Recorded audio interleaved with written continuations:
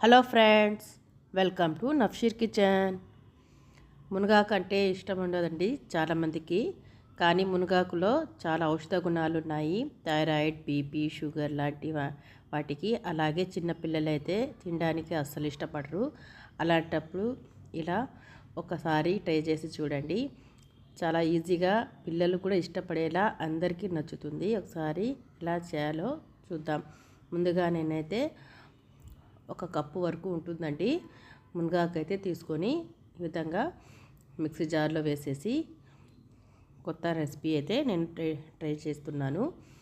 Taste అయితే చాలా బాగుంటుంది.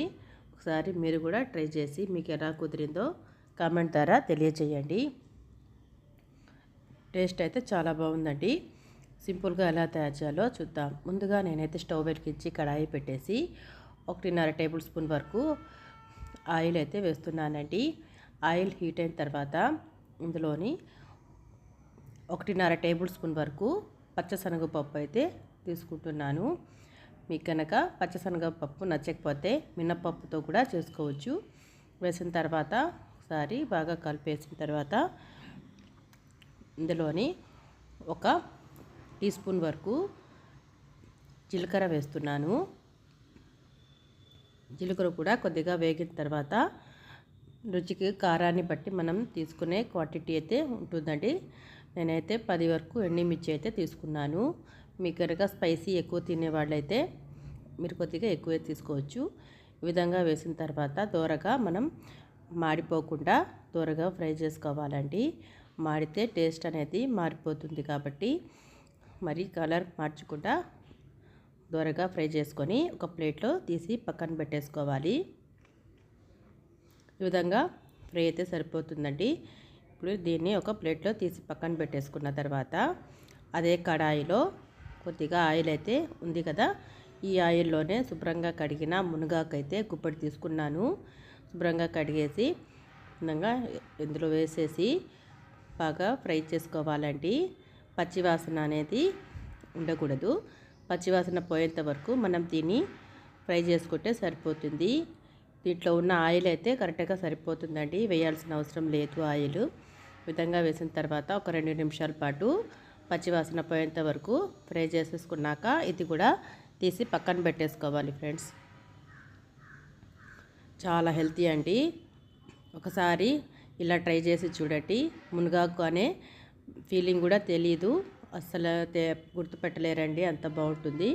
పిల్లలకు, పెద్దలకు ఎవరికైనా మునగాకు అంటే చాలా హెల్త్ బెనిఫిట్స్ ఉన్నాయి కాబట్టి వారానికి ఒకసారైనా ఇలా చేసి పెట్టండి. అందరూ ఇష్టంగా తినేస్తారు, అంత బాగుంటుంది. ఇది కూడా రోస్ట్ అయిపోయింది కదా, ఫ్రై చేసిన తర్వాత ఇది కూడా తీసి పక్కన పెట్టేసుకుంటున్నాను. అదే కడాయిలో మరలా 1 టీ స్పూన్ వరకు ఆయిల్ అనేది వేసినాక ముందుగా కట్ చేసి పెట్టుకున్నానండి 2 పెద్ద సైజు టమాటాలను కూడా కట్ చేసి ఇందులో వేస్తున్నాను. అలాగే 2 పెద్ద ఆనియన్స్ను కూడా పెద్ద సైజు ముక్కల్లాగా కట్ చేసి ఇవి కూడా ఇందులో వేస్తున్నానండి. ఇవి మరీ ఎక్కువగా ఉడకాల్సిన అవసరం అయితే లేదండి. ఒక 5 నిమిషాల పాటు మగ్గించుకుంటే సరిపోతుంది. ఈ విధంగా కలుపుతున్నప్పుడు మనం ఇందులోని చిన్న నిమ్మకాయ సైజ్ అంతా చింతపండు అయితే వేస్తున్నాను. వేసిన తర్వాత ఒక 5 నిమిషాల పాటు కలుపుతూ మగ్గించుకుంటే సరిపోతుంది. టమాటాలు త్వరగా మగ్గిపోతాయి కదా, ఆనియన్స్ కూడా మరి ఎక్కువగా ఉడకాల్సిన అవసరం అయితే లేదు. ఒక 5 నిమిషాల పాటు ఉడికితే సరిపోతుంది.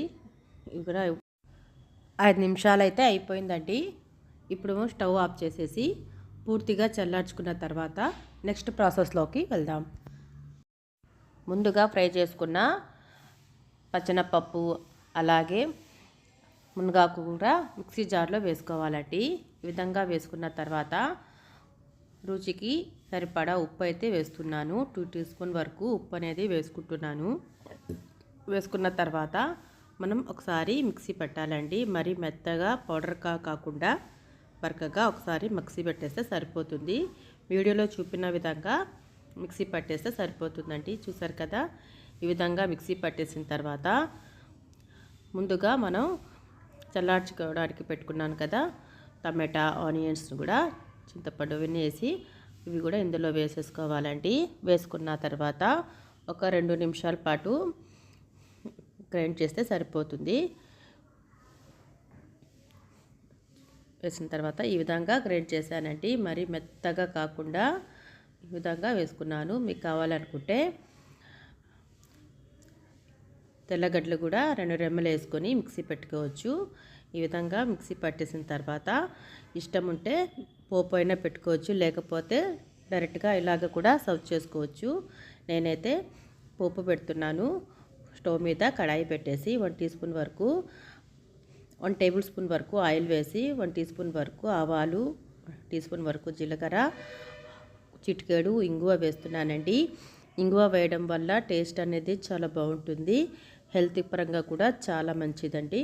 వేసిన తర్వాత చిటపటలాడిన తర్వాత గ్రైండ్ చేసుకున్న మునగాకు పేస్ట్ని కూడా ఇందులో వేసేసి ఒక 2 నిమిషాల పాటు కొద్దిగా ఉడికితే సరిపోతుంది. ఒకసారి కలిపేసి స్టవ్ ఆఫ్ చేసేయడమే. టేస్టీగా హెల్తీగా ఇలా ట్రై చేసి చూడండి, మీకు కూడా నచ్చుతుంది. ఈ వీడియో నచ్చినట్లయితే తప్పకుండా లైక్, షేర్, సబ్స్క్రైబ్ చేయండి. పక్కనే ఉన్న బెల్ ఐకాన్ని క్లిక్ చేసినట్లయితే నేను అప్లోడ్ చేసే కొత్త వీడియో నోటిఫికేషన్ ద్వారా చూడగలరు. ఈ వీడియో చూసిన ప్రతి ఒక్కరికి థ్యాంక్ యూ వెరీ మచ్.